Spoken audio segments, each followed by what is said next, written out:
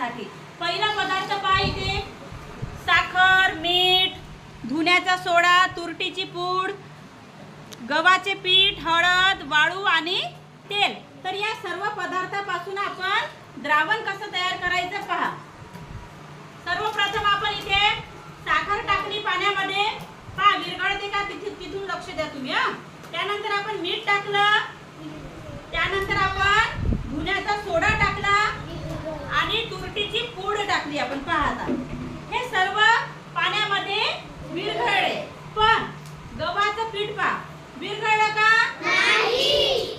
या पदार्थाने पाण्याची जागा घेतली आहे। त्यानंतर आपण याच्यामध्ये हळद टाकली, हळद विरघळली का नाही।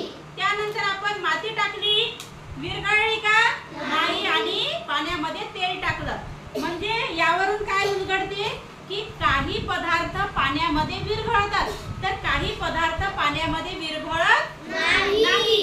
आता पहा द्रावण याला म्हणतात की जे पदार्थ पाण्यामध्ये विरघळतात। मग द्रावण म्हणजे काय, कोण सांगेल? कारण सांग। पाण्यात एखादा पदार्थ विरघळला की पाणी व त्या पदार्थाचे मिश्रण तयार होते। या मिश्रणाला पदार्थाचे द्रावण म्हणतात। द्रावण म्हणजे पाणी आणि त्या पदार्थाचे मिश्रण